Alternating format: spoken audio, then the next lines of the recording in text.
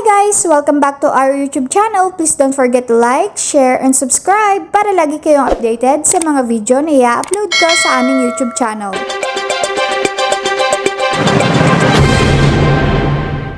Question, Doktora, kung halimbawa hindi physically fit magbiyahe si Lola o kaya si Lolo, paano pong gagawin?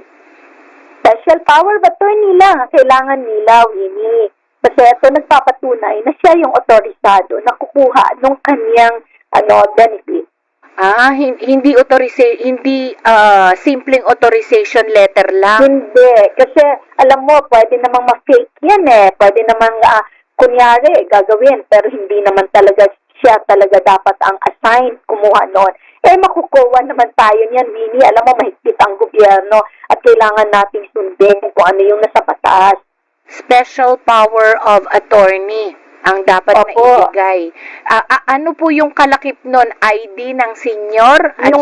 Yung ID na hinihingi natin, application form na approved na, ibig sabihin na validate, na verify na ng OSCA o ng Local Social Welfare Development Officer na siya talaga yan.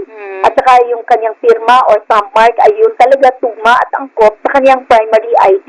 Ang primary ID na i-honor natin, isa lang. Pwedeng ang PSA live birth certificate kung wala noon yung PhilSys. Kung sakaling wala yun, meron tayong tinatawag na secondary IDs na tinatanggap natin. Dalawa sa secondary IDs kahit saan dito. Kunyari yung OSCA ID niya, partneran niya ng isa pang government ID.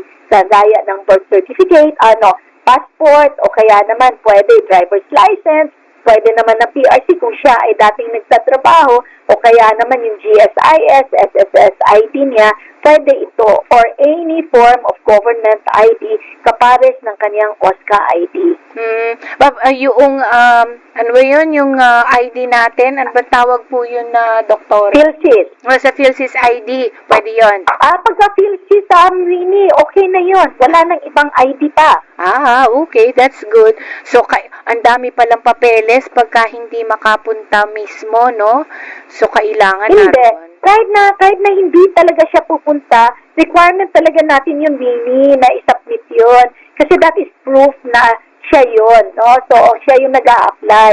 Ang idadagdag lang naman natin, kung hindi siya physically makapunta, ay yung special power of attorney and the ID of the claimant, no? Kung sino yung mag-claim kasama ng special power of attorney. Thanks for watching! Please don't forget to like, share, and subscribe!